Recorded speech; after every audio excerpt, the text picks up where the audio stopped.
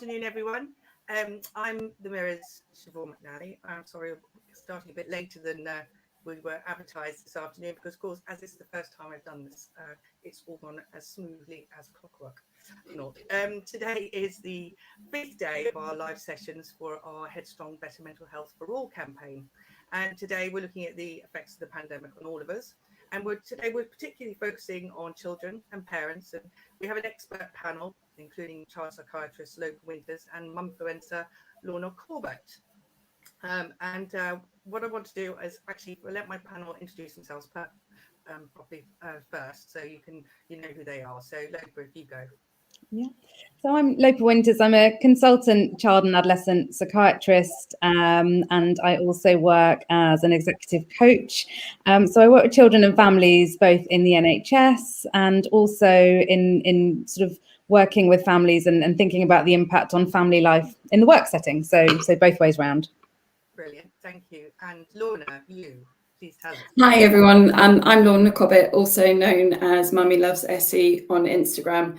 I wear many hats. I'm a mother of triplets, and one of my daughters, Essie, unfortunately died when she was 18 months old. I work and I'm a wife and run a house and a family. Welcome. Thank you. Thank you very much for joining us now. Right, the big question, what has happened to our children's mental health during the pandemic? And I'm going to hand over to you, Lopa, as the resident expert here. That's a super easy question. Yes, yeah. Squeeze that into 5 minutes. That would be great. Thank you. I think clearly children have been impacted. That's the first and most obvious thing to say, and in a number of ways. And I think it's important to think about children have been impacted in their growth and development in both negative ways, but also in ways that might change their resilience. And the truth is, we don't know really what the longer term impact is, but some children and children that I see in my NHS setting, of course, are struggling and up the end of the spectrum where they're sort of experiencing all of the stresses, the anxieties, the manifestations that lockdown and COVID has had upon family life. And I think for me, I would frame it in family life. It's always about the dynamics between those young people and school and family. It's a bigger, wider system. Yes, yeah. And are there any particular things any particular signs of any particular anxieties that they had on the rise? What is it you're seeing more of these days? So I think we're seeing I'm certainly seeing the manifestation of anxiety in many different ways, which is often the case in child and family psychiatry. So if you think of anxiety as the underlying problem, it might play out as separation anxiety, so not wanting to go out or leave your primary sort of attachment figure, your primary carer, so struggling with transitions to going back to school or going on play dates or whatever else now. So that's one way of showing. We see responses to anxiety. So we see young people really struggling with eating behaviours and sort of becoming a lot more sort of restrictive in some of their behaviours in that way. We've seen some children sort of develop obsessionality and tics, and sort of that means sort of involuntary movements. So anything you could sort of say is a condition or a difficulty in children's mental health is a way in which children communicate their distress. So sorry, go on. Sorry, now are you seeing particularly with younger children, with older children? Because I mean, I obviously have a teenager, and just anecdotally, of course, between her and a lot of her friends, they are really suffering. And I haven't heard so much of the younger ones, but maybe as I'm a slightly older mum now, I'm hearing from them. So I'd be interested to hear from Lorna and yourself if it's younger or older children. I mean, I don't have figures, but certainly in my clinical work, I'm seeing across the whole range. I think I guess it feels like with adolescents, they're struggling and in a way where they can communicate it and access help, and it's in some ways more overt. So that's a way in which we kind of hear and learn about that. But certainly I have a 2-year-old and a 7-year-old, and I see my 2-year-old stop when he approaches someone at a certain point. Like it's in those subtleties that, you know, he sort of knows to stop rather than to really fully approach, and so there are sort of subtle ways in which it plays out, I think, as well in the younger kids. Is that as in stop, as in not wanting to meet people, not wanting to actually socialize with people? So we'll go to a point and then physically stop, because I guess he spent about a year of being told, stop there, don't go too close, and you know, sort of that really key wiring period of your development, sort of 0 to 2, where you're learning, you know, what are norms. Absolutely. So Lorna, you have 2 school-age children that were just starting at school. So how's it affected you? What have you noticed with yours? Yeah, really interesting. So I have triplets, although, as I mentioned, one of my daughters died when she was 18 months old. So my 2 children, Roman and Eva, are 5.5. So they're now just in year 1, having done a year of reception. But the year wasn't a normal year at all. It was a real sort of stop-start year. You start school with what you thought was going to be all of your friendship group, and then all of a sudden that completely dissipated. And then you were, we're quite lucky, and I know how lucky we are, because my husband is a key worker. So during lockdown at its height, my children were going to school 2-3 days a week. But the pressure and the understanding that they've already got about things that, quite frankly, I'd rather they didn't have to understand about. When they have to ask if they can cuddle and hug relatives, just because, as Lopa said, they're used to that distance, and it's almost the spontaneity that you get when you're a younger child, to a certain degree, has had to be suppressed, because you're like, don't do that, don't touch that, don't. I mean, it hurts to be able to or it hurts to feel like you have to control your children and what they can and can't do, because they learn through trying stuff and through experimenting, and we're basically conditioning them that there's a lot of things you can't do, and that freedom of expression and that freedom of just being a child is something that they're acutely aware of. I mean, I guess we're quite lucky in our house because of their sister having died and her being very much part of our lives and death being a normality. But I can imagine for some other children, I mean, the constant discussion around hospitals, death, sort of people being unwell, people being ill, and maybe even people losing family members and not being able to articulate or explain it because people might not have been able to say goodbye. I mean, that really, really hurts and upsets me, and I worry for what's going to happen and what's going to come, to be completely honest. And I know I look for signs of mental health pressures in my 5.5-year-olds, and I would imagine I would never have done that probably 2-3 years ago. But you're almost looking for stuff, and my daughter goes through periods where she suffers quite badly with nightmares, and rather than putting it down to growth and development, I'm looking for an underlying cause that might not necessarily be there, but that's just my go-to now. Yeah, absolutely. One of the things I suffer from, well, my daughter suffers from, is she lost her friends in that move from junior school to senior school. She lost at a really important time where she moved from one school to another and everything went online. She was plugged into her tech. I think she's actually scared of having, in fact, she's comfortable now online with the groups of people she talks to, but she's not so comfortable going out and having a normal life, like, you know, going for a bike ride. I just feel like, you know, we've lost some fundamental parts of childhood, which is terrifying for all of us. I would like to say, anyone listening though, any pandemic parents, anyone who has any questions for our experts here, or just wants to tell us, you know, how you've suffered and what your children have been through. We have here Rachel. She says, my son has ASD and he's not struggling even more. Being in a class full of children, has become obsessed with cleanliness. Now, that's if we can we talk about some of the conditions going back to ASD and OCD and obsessive connectedness. Yeah, I mean, I can speak to that. I wondered if she meant to write he's now struggling even more. Yes, Not. it is now struggling. Yes, not. I'm presuming that, but I mean, certainly, kids with ASD, you would normally have sort of ordinary respite behaviors within a family, even if it's not sort of formal respite, if that makes sense. Like you would have some breaks and some separations. And so there's also the sense of what state are the family in and the parents and like we're anxious. I'm anxious. I'm a professional. And I would be lying if I pretended I've suddenly got all the solutions. We're all navigating this together. So kids with ASD are really and if you could tell us all what ASD is for viewers. Oh, sorry. Yeah. So kids on the autism spectrum, or with sort of difficulties with social interaction and obsessive repetitive behaviours. They often need a lot of support, and so does the whole family. And so those structures are really important in ordinary day-to-day life, and we've lost some of that. So I've seen a lot of families struggle with that sort of, school closing or not being able to sort of access carers camps and things that they might need to go to, or siblings of young people with those difficulties. That there's so much pressure, and also.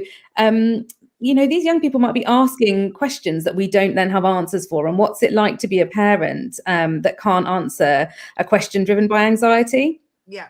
We have no framework to answer this, do we? We have no facts or sort of previous knowledge that we can draw on to make them feel better and therefore make ourselves feel better also in that dynamic. As Lorna's saying, it hurts. It hurts to be in that dynamic. Absolutely. We have a question from Jen Mason, and she says, my 16-year-old's anxiety has got worse, and she now has social anxiety too. And it was harder keeping scary facts from her because she's teens and she's always online. And I appreciate that, Jen.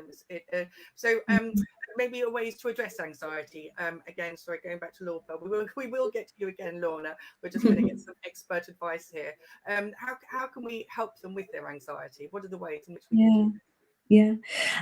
I think it's really important to normalize anxiety and distress in this realm at the moment. As I say, that we are all living a trauma, a collective trauma, all of us at the moment. So anxiety is expected.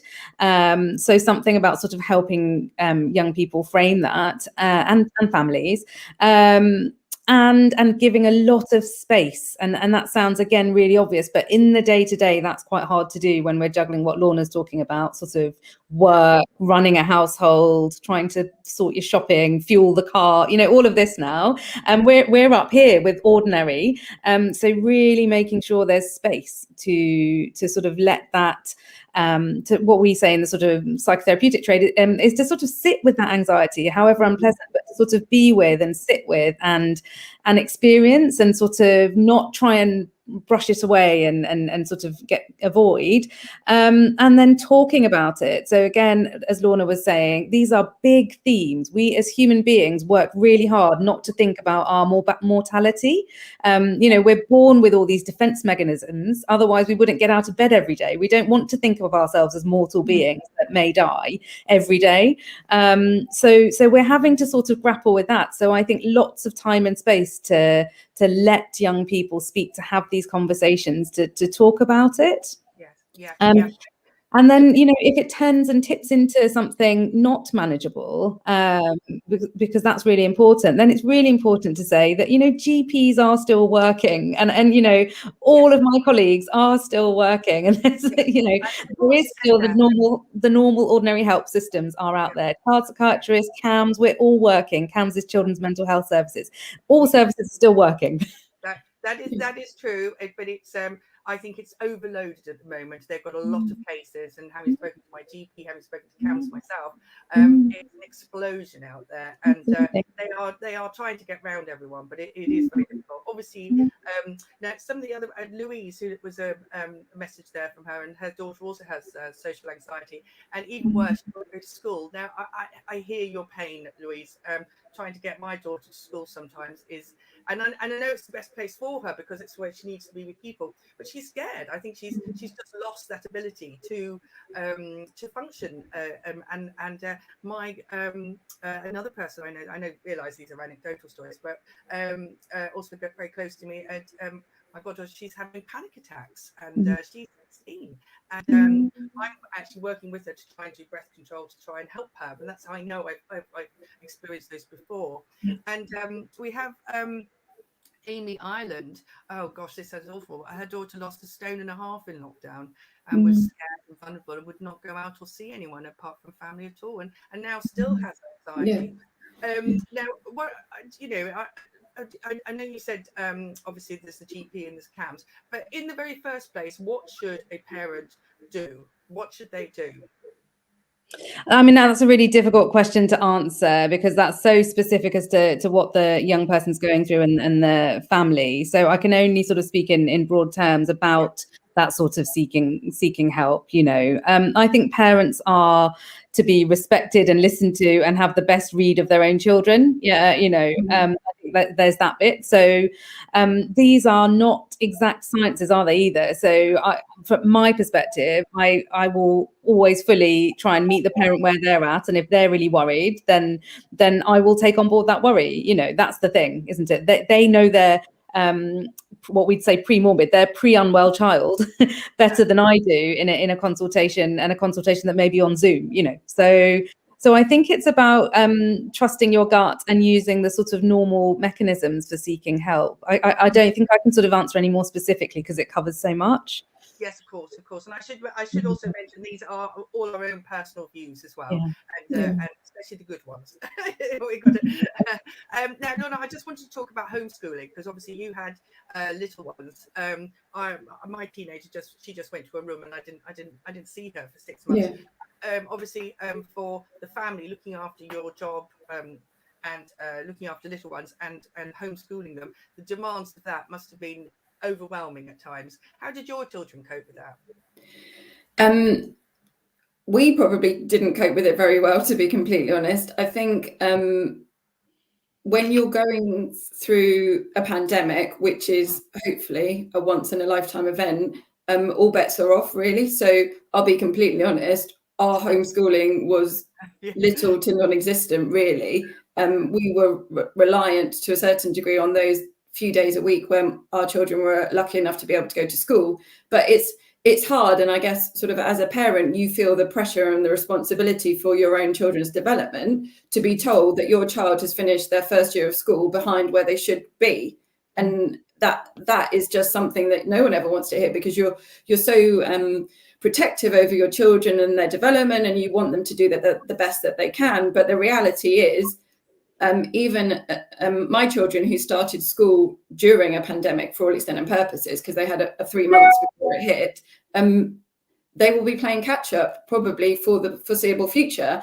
And a point that I just wanted to make as well is I feel really strongly that finding our way out of this situation is actually going to be harder than how we found our way in. And that for me is a concerning thing as well, because there was an element of a level playing field to a certain degree during the pandemic, and we all did whatever we needed to do to survive, quite frankly. But now to try and figure out what the path out of the pandemic's looking like, and the one thing I guess that I'm comforted by to a certain degree is the fact that we're having this conversation, like the willingness and the openness of everyone to go, mental health exists. Like, I suffer with poor mental health some days, like everyone does. To say that you don't is just not telling the truth. And I think that's one of the things that, if we can take something away as parents who are responsible for children, because it is a huge responsibility that we take on every day, is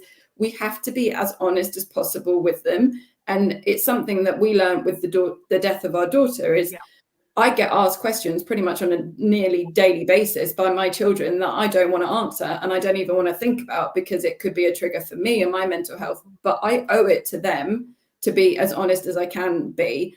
I don't give too much information. I tend to almost caveat it to a certain degree and make it appropriate for where they are as an age or what they're asking about compared to what they've asked about previously. So I'm trying to get to layer up their understanding of the situation. And maybe that's a lesson that we need to apply to ourselves when we manage our way out of the pandemic, which is whatever your starting point is, don't push yourself to get to somewhere where you're not comfortable being.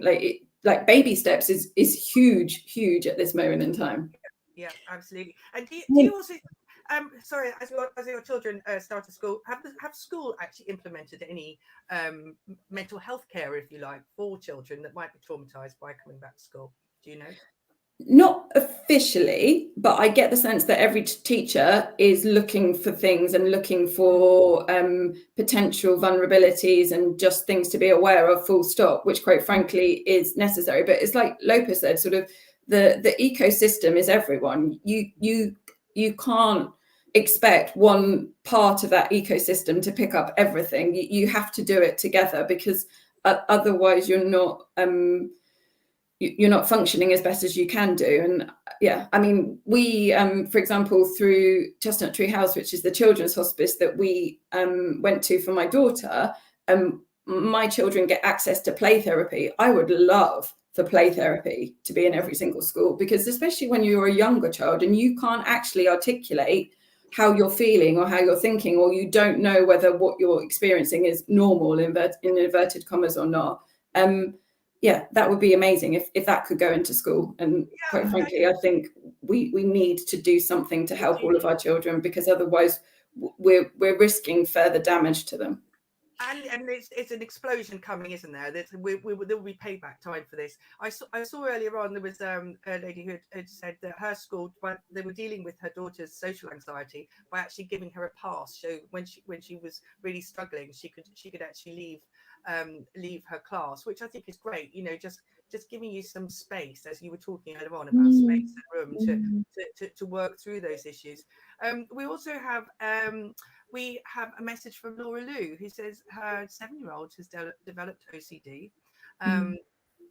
They already had some signs of it prior, but it was quite mild, and now it's full-blown OCD, and there's no help available due to the backlog. And you know, this I know. Lopa, can you give us some ideas on how to get around that backlog? How can we get help quicker? Is there anything we can do? Is there anything else out there apart from that particular pathway that we can do to help to get a treatment for our children?